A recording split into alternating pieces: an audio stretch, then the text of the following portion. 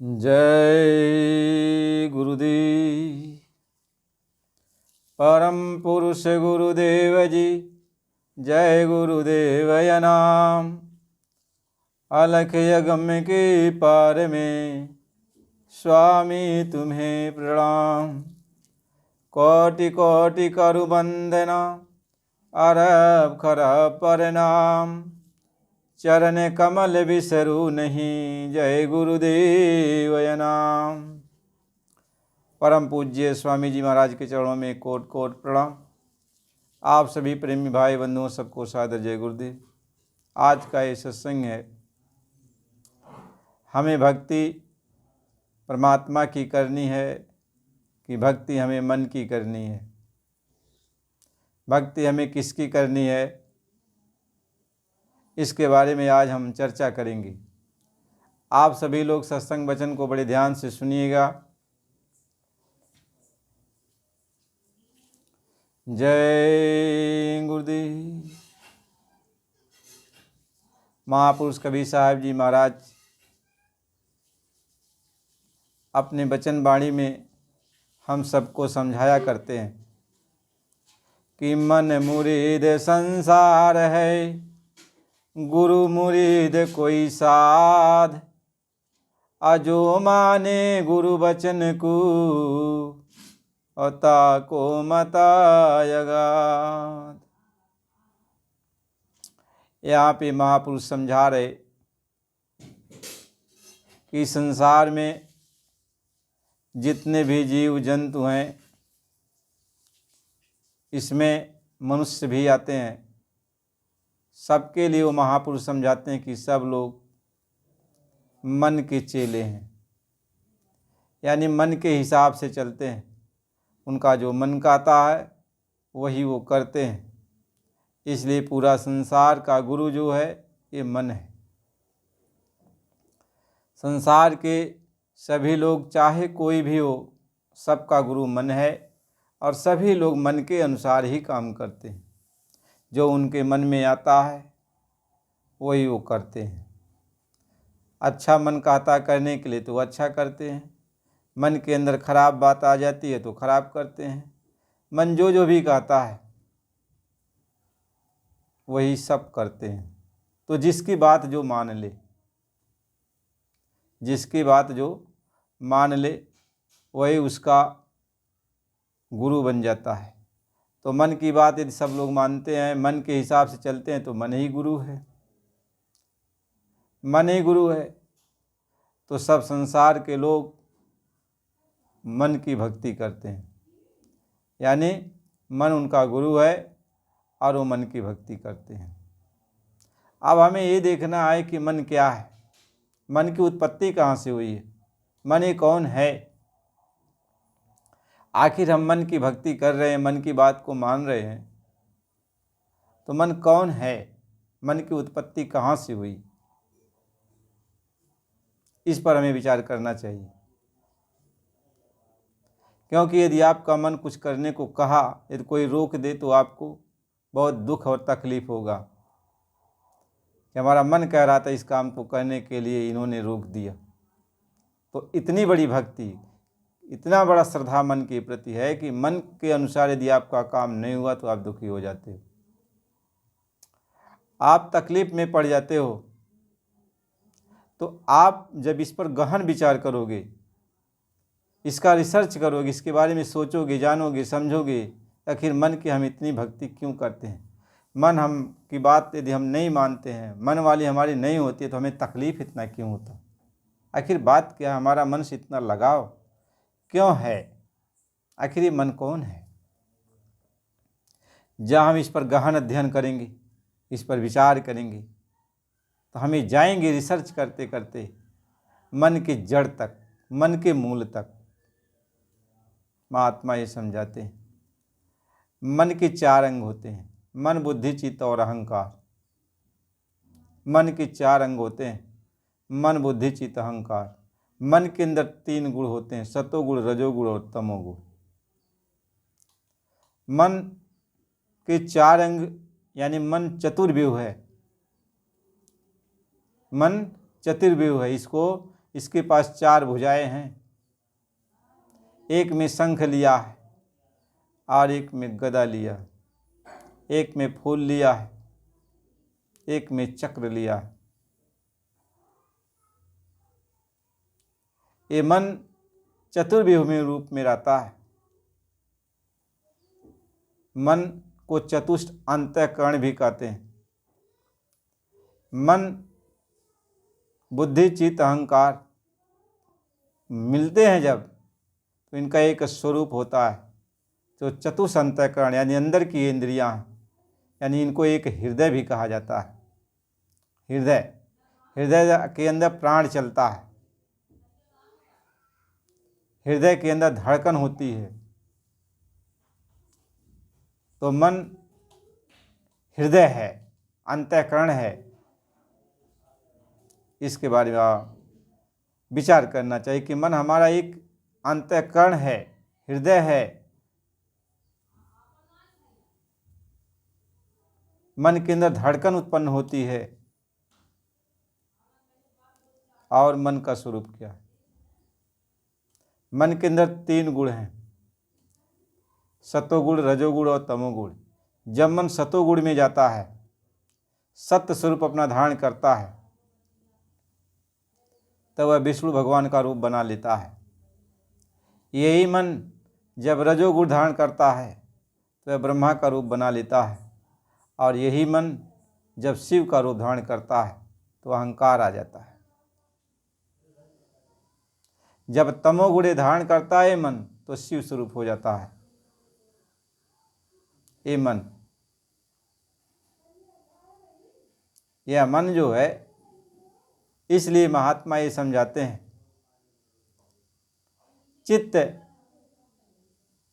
और बुद्धि और अहंकार, यह मन के यह 3 गुणों के प्रतीक होते हैं।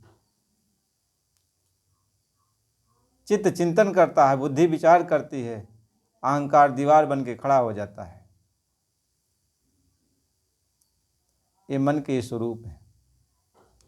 यही मन आगे बढ़ता है तो मन के अंदर इच्छा उत्पन्न होती है। मन के अंदर एक इच्छा उत्पन्न होती है, यानी इच्छा रूपी नाड़ी सभी मन के साथ।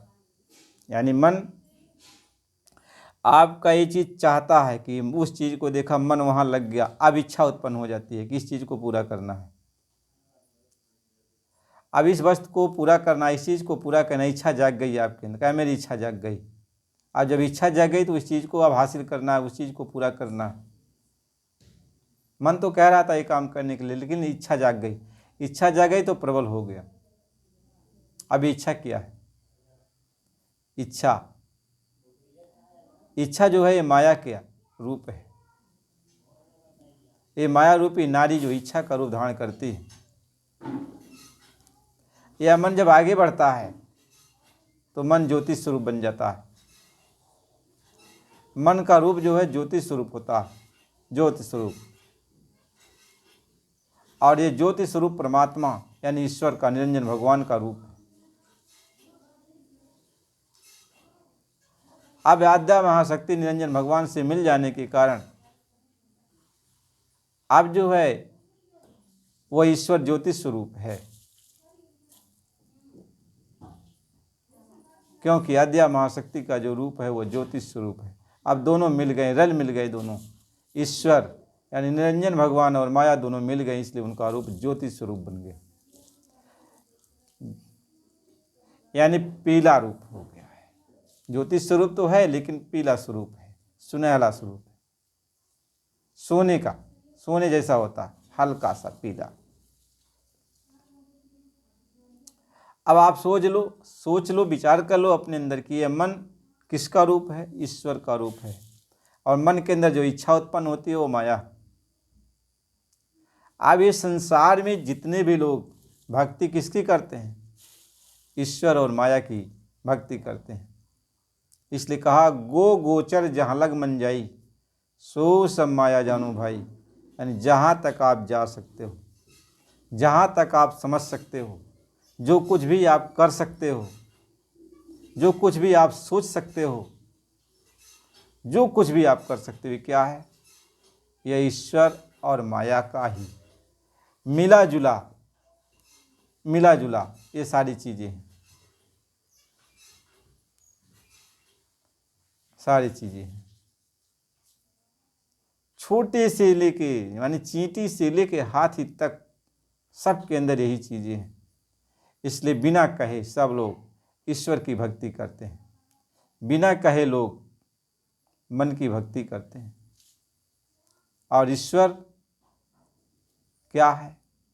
ईश्वर जो ज्योतिष से मिल चुके हैं, आद्या महाशक्ति से जो मिल चुके हैं, वो ईश्वर भगवान क्या है? निरंजन भगवान क्या है? एक काल स्वरूप है, काल स्वरूप है। और काल स्वरूप बन जाने के कारण अब हमारे सारे जीवों को, हमारी सारी आत्माओं को हमारे कर्मों के अनुसार अब ये सजा देते हैं। हमसे जो कुछ भी कराते हैं, करते भी हम लोग हैं। अच्छा करा दिए तो अच्छा भी कर लिया, मन हमारा अच्छा करा दिया तो अच्छा कर लिया, खराब करा दिया तो खराब कर लिया। करने कराने वाला, इसलिए गोस्वामी जी भाई ने लिखा, करें करावें आप सोई और उमा रामगत लिखे न लखे न कोई। यानी करने वाला भी मन और कराने वाला भी मन, लेकिन सजा किसको भोगनी पड़ती है? इस आत्मा को भोगनी पड़ती है, क्योंकि आत्मा इसका दृष्टा है। आत्मा इसकी हामी भर रही है, हामी भर रही है कि मैं। आत्मा ये नहीं कहती कि इसने किया। आत्मा जब आता है रिजल्ट तो आत्मा कहती है कि मैं किया। और जब मैं कर लिया, कह दिया, तो इसी मैं के कारण आत्मा को अब सजा भोगनी पड़ती है। और हर समय हर वक्त में आत्मा मैं ही तो करती है, दूसरा कोई नहीं करता, आत्मा ही मैं करती है। इसलिए कबीर साहब जी महाराज ने कहा, इसी मैं के कारण ही आत्मा को सजा भोगनी पड़ रही है। क्यों? अब मन की गांठ, मन की जो गांठ है ये आत्मा से बंध गई, आत्मा से मन की गांठ बंध गई है। यानी इतना प्यार हो गया है आत्मा का मन से कि मन जो कुछ भी करता है आत्मा उसको स्वीकार करती है। अच्छा करता है मन तो भी आत्मा स्वीकार करती है, बुरा करता है ये मन तो भी आत्मा स्वीकार करती है। इसलिए कोई ऐसा इंसान नहीं है जो ये नहीं कह सके कि मैं मन के अनुसार काम नहीं करता। यहाँ तक कि सृष्टि में कोई ऐसा है ही नहीं, सब मन के नहीं। इसलिए कहा ये सब काल के चेहरे हैं। कह नर पशुवत हैं जीव घनेरे, एक आ जाने जम के चेहरे। कहते हैं पूरा संसार और मनुष्य को भी इसमें रखते हैं कि ये कहा जाने, ये कहा जाने। क्या समझे इस बात को? क्या समझे इस बात को? इसलिए किसके चेले हैं? ये मन के सब चेले हैं। तो हम लोग मन के अनुसार काम करते हैं ना। आप मन के अनुसार कहीं गए, मन के अनुसार कहीं गए, मन के अनुसार कहीं गए, मन के अनुसार जो भी इच्छा जाग गई उसी काम को हम आप पूरा करने में लगे। तो हम गुरु के चेले कहाँ अभी बने? अभी तो हम सब लोग मन के चेले हैं। इसलिए कहा जब लगे आज शरीर का तब लग दास न होए, आवास छोड़ गुरु को भजे दास कहाँ में सोए। कहते आस जब तक शरीर का मतलब जानते हो? मन। क्या मन की लार शरीर। यह शरीर किसके द्वारा बना? मन के द्वारा बना, क्योंकि मन जो अच्छा बुरा किया वही कर्म का विधान बना। कभी पाप किया कभी पुण्य किया, तो पाप और पुण्य की मिलौनी यह मानव शरीर दे दिया गया। तो किसकी शरीर बनी? यह मन की लार शरीर बनी, यह मन की लार शरीर बनी। तो महात्मा तो इस बात को समझाते हैं, इस बात को समझाते हैं। तो हम लोग भक्ति किसकी कर रहे हैं? मन की भक्ति कर रहे हैं, यानी काल की भक्ति कर रहे हैं। या त्रिलोक में जहाँ तक आपका मन जाता है वहाँ तक भक्ति किसकी है? काल की भक्ति है। जहाँ तक ये मन जाता है, इसलिए पिंड में पिंडी मन है, अंड में अंडी मन है, सूक्ष्म में सूक्ष्म मन है और कारण में कारण मन है। यानी ये मन कहाँ तक जाता है? ब्रह्म तक जाता है। इसलिए इस मृतलोक में ये पिंडी मन है। तो मृतलोक में जितना भी काम आप कर रहे हो या पिंडी मन के द्वारा काम कर रहे हो, और पिंडी मन के द्वारा जो भी काम आप करते हो किसकी भक्ति है? ये काल की भक्ति है। अंदर चलते हो अंडी लोक में तो अंडी मन मिलता है। अंडी मन के द्वारा जो भी वहाँ आप भक्ति करते हो किसकी भक्ति करते हो? ये काल की भक्ति करते हो। इसके बाद सूक्ष्म लोक में जब जाते हो तो वहाँ सूक्ष्म मन मिलता है, और सूक्ष्म मन जो वहाँ भक्ति कराता है वह किसकी भक्ति होती है? वो काल की भक्ति होती है। जब सूक्ष्म मन जो है आगे बढ़ जाता है और जब आगे चलता है कारण लोक में तो कारण मन मिल जाता है, वहाँ कारण भक्ति होती है, जिसको ब्रह्म कहते हैं, जिसको ब्रह्म कहते हैं। तो वहाँ तक यानी ब्रह्मलोक तक यानी ब्रह्म तक अक्षर पुरुष तक क्या है? ये भक्ति किसकी है? मन की भक्ति है, काल की भक्ति है। इसलिए कहा यत्र लोक में भक्ति किसकी चलती है? काल की भक्ति करती है, बिना कहे। जैसे भारत देश है तो बिना कहे सबको इस कानून का पालन करना पड़ता है, सबके ऊपर कानून लागू हो जाता है। बिना कहे ही कानून बन गया तो जो भी कानून बन गया वो सबके ऊपर लागू, सबके ऊपर कानून लागू। ऐसे ही जो भी इस त्रिलोक के अंदर हैं सबके ऊपर एक कानून लागू है। अपने आप सब इनकी ही भक्ति करेंगे, अपने आप सब इनकी भक्ति करते हैं। चाहे जो कुछ भी, जब तब पूजा पाठ जो कुछ भी आप करो सब इन्हीं की भक्ति है, सब इन्हीं की भक्ति है। चाहे जिस विधि विधान से आप भक्ति करो सब इनकी भक्ति है। आप इन्हीं की भक्ति ही परमात्मा की भक्ति, यही तो है यहाँ की जो मालिक हैं ईश्वर। यदि इनको आप परमात्मा कहते हो तो इन्हीं की भक्ति है, इनको आप ईश्वर कहते हो तो इन्हीं की भक्ति है। लेकिन सच्चा परमात्मा जो आपका है, सच्चा ईश्वर जो आपका है, जब इनके दायरे से आप निकलोगे तब अपने सच्चे परमात्मा की सच्ची भक्ति आप करोगे ना।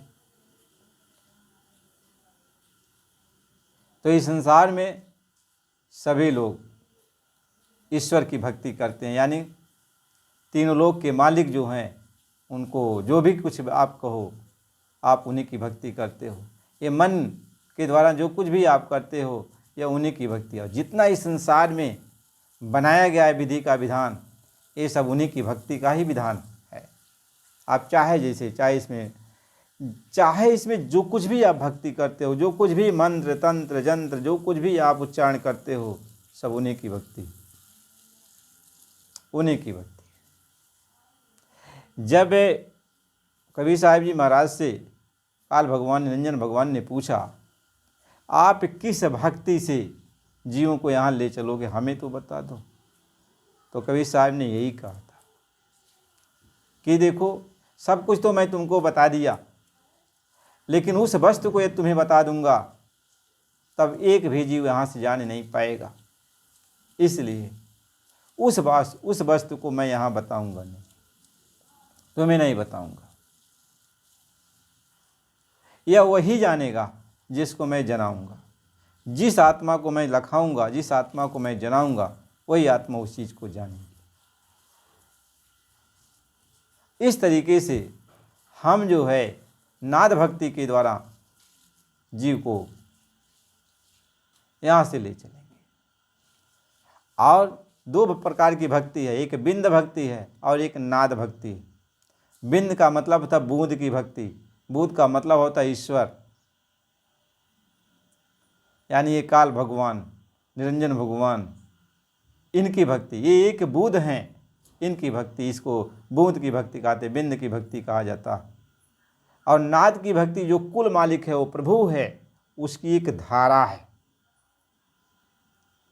धारा है। उस धारा से जब जीव को जोड़ दिया जाता है तो वह नाद भक्ति प्रारंभ हो जाती है, यानी उस प्रभु की भक्ति प्रारंभ हो जाती है, वह धारा की भक्ति प्रारंभ हो जाती है। तो उस धारा से कौन जोड़े? यहाँ तो कोई जोड़ने वाला है नहीं, क्योंकि सब यहीं पे फंसे हैं। यहीं पे फंसे हैं। तो उस धारा से जोड़ने वाला कोई पूर्ण परमात्मा, जैसे कबीर साहब जी महाराज पूर्ण परमात्मा के रूप में आए, इसीलिए उनको परमात्मा तो सब कोई है। परमात्मा एक नहीं, परमात्मा के अनेक रूप बन जाएंगे, लेकिन पूर्ण परमात्मा एक ही होता है। यानी पूर्ण परमात्मा उस सब का परमात्मा है, सबका मालिक है। सारी आत्माओं को परमात्मा कहा जाता है। आत्मा परमात्मा का स्वरूप है, लेकिन पूर्ण परमात्मा जो है वह सब को उत्पन्न करने वाला है। जैसे सूर्य एक है तो अनंतों किरणें सूर्य के अंदर से निकलती हैं और उन किरणों के माध्यम से आप सूर्य को देख सकते हो। ऐसे वो पूर्ण परमात्मा के अंदर अनंतों परमात्मा निकलते हैं। तो यहाँ जो भक्ति है वह बिंद की भक्ति यानी बुध है, यानी बुध रूपी परमात्मा की भक्ति है यह त्रिलोक में। लेकिन जब वो पूर्ण परमात्मा संत रूप में आता है तो वह जब जीव को भक्ति कराता है तो अपने उससे धारा से जोड़ देता है, उस लहर से जोड़ देता है, जो कहने और सुनने का विषय नहीं है। इसलिए वही जानता है जिसको वो जोड़ देते हैं, जिसको उस धारा से वो जोड़ देते हैं। इसलिए सबके बीच में रहते हुए भी वह उस भक्ति को कर लेता है, उस भक्ति को प्राप्त कर लेता है। ऐसा नहीं है कि वो पूर्ण परमात्मा जब यहाँ पे आता है तो ऐसी जगह चला जाएगा। कहाँ चला जाएगा जब तीनों लोक में ही सारे जीव बैठ पड़े हुए हैं, तो कहाँ चला? इसी में वह जो है साधना की विधि को बताता है, इसी में वो जोड़ता है। लेकिन ऐसा वह गुप्त रूप से जोड़ता है कि बाहर से सब देखते ही रह जाते हैं, लेकिन जब उसकी तवज्जो, उसकी सूरत को, उसकी आत्मा को उस धारा से जोड़ देता है तो वही अनुभव करता, वही जानता है, वही जानता है, वही समझता है। उसको जोड़ दिया, वो उस धारा से जुड़ गया। इसलिए कहा धारा अगम पकड़ सुध जोड़ी, इस सत्संग में सदा समाना। वो धारा जो है अगम की, उस मालिक की वो धारा, पूर्ण परमात्मा की वो धारा, वह नाद से वो जोड़ देते हैं। तो बताओ, इस बात को न कोई कह सकता है, न कोई लिख सकता है, न आप पढ़ सकते हो। इसीलिए तो कहा कि वह जो धारा है, जो सार शब्द है, जो सत्य शब्द है, जो सच्ची बात है, वह न लिखने का विषय है, न पढ़ने का विषय है, न बोलने का विषय है, न वह यंत्र है, न वह मंत्र है, न वह तंत्र है, वो कुछ नहीं है। इसीलिए कहा गया, इसीलिए कहा गया। इसलिए कबीर साहब ने कहा कि जंत्र मंत्र सब झूठ हैं, मत भरमो जन कोई, सार शब्द जाने बिना कागा हंस न हो। मतलब उस सार शब्द को मतलब होता उस धारा। उस धारा को कौन जोड़ेगा? वो पूर्ण परमात्मा उस धारा से इस आत्मा को जोड़ेगा। अरे उस जीव के बड़े भाग्य हैं, वह जीव का बड़ा भाग्य है कि जो धारा से जुड़ गया, जिसको वह पूर्ण परमात्मा मिल गया, वही तो जोड़ सकता है। जिसको पूर्ण परमात्मा नहीं चाहेगा, हम लोग जबरदस्ती जुड़ जाएंगे। हम लोग आपस में कुछ भी बात बकवास करें, झगड़ा करें, कुछ भी करें, उससे हम लोग जुड़ जाएंगे। यह तो जोड़ने का काम, ले चलने का काम उस पूर्ण परमात्मा का है। पूर्ण परमात्मा ये कहता है कि तुम्हारे अंदर श्रद्धा होनी चाहिए। तुम्हें पूर्ण परमात्मा के लिए पुकार लगाओगे, पूर्ण परमात्मा के लिए पुकार लगाओगे और उसके लिए रोगे, तड़पोगे कि मालिक मुझको मिल जाओ, तो पूर्ण परमात्मा आया है, संसार में आया है, इस धरती पे आया है, तो आपको पकड़ लेगा, क्योंकि वह दया का सागर है, महासागर है, महासागर है। इसीलिए जो महापुरुषों की किताबें हैं, वाणियाँ हैं, इसीलिए उन्होंने एक नज़ीर बना दिया है, एक दस्तावेज दे दिया है कि इसको आप पढ़ोगे, इस सत्संग को आप सुनोगे तो पूर्ण परमात्मा की भक्ति जागृत होगी। यानी उस परमात्मा की, पूर्ण परमात्मा की, अपने पूरे मालिक की भक्ति जागृत होगी कि मुझे पूर्ण परमात्मा मिल जाए, हम पूर्ण परमात्मा की भक्ति कर लें। यह आपके अंदर जागृत हो जाएगी। तो जब आपके अंदर जागृत हो जाएगी तो आप जो है हमेशा, रात को, सुबह को, शाम को, हमेशा रोते रहोगे, तड़पते रहोगे कि हम हे मालिक आपकी भक्ति कैसे करें, आप कहाँ हो मालिक, मुझको मिल जाओ, हे मालिक मुझको, मैं आपको कहाँ ढूंढूं। इस तरीके से वह जीव रोता है, तड़पता है, रात को नींद नहीं आती, वह जो है पूर्ण रूप से खाना पीना भी नहीं खा पाता। महात्मा हर तरीके से समझाते हैं कि हर वक्त वह रोता रहता, झूरता रहता है, कहीं दरस भी न दुख न लागे नैने, हमेशा जो है दर्शन के लिए तड़पता रहता है। तो पूर्ण परमात्मा यह धरती पर आया होगा तो उसकी पुकार को जरूर सुनेगा और समय के मुताबिक उसके पास जरूर आएगा। बस आपके अंदर तड़प होनी चाहिए, विरह होनी चाहिए। महात्मा तो इस बात को समझा। इसलिए कबीर साहब जी महाराज ने कहा कि ना जाने तेरा साहिब कैसा है, ना जाने तेरा साहिब कैसा है। कहे तेरा साहिब कैसा है, आपको क्या पता है,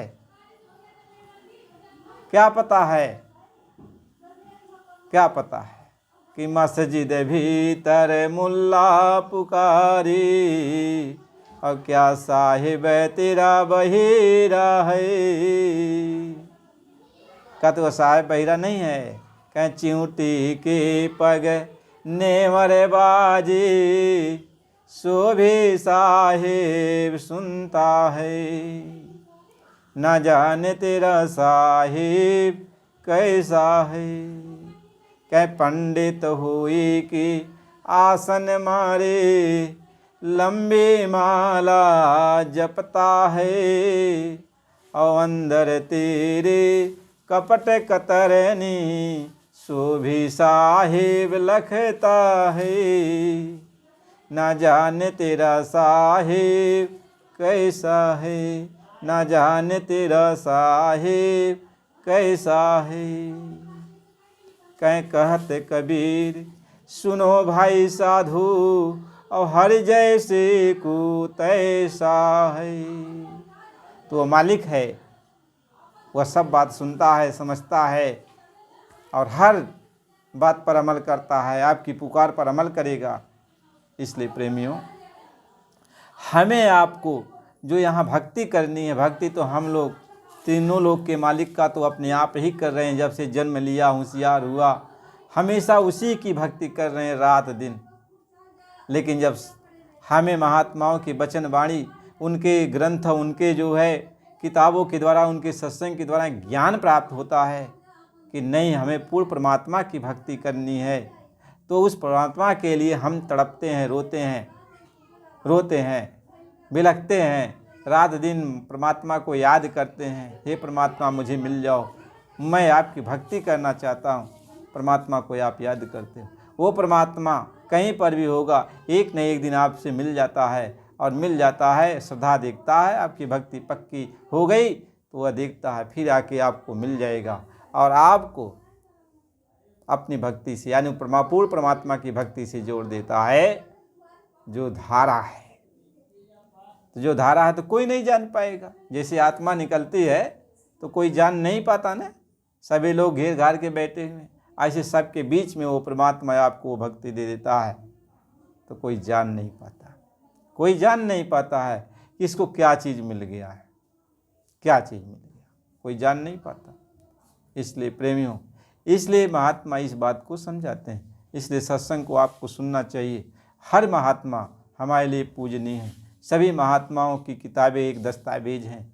हम सभी महात्माओं की कदर और इज्जत करते हैं और हम ये चाहते हैं आप महात्माओं के सत्संग को सुनो और पूर्ण परमात्मा की भक्ति के लिए उनसे प्रार्थना करो, आपका कल्याण हो। हम तो मालिक से ही प्रार्थना करते हैं। जय गुरुदेव।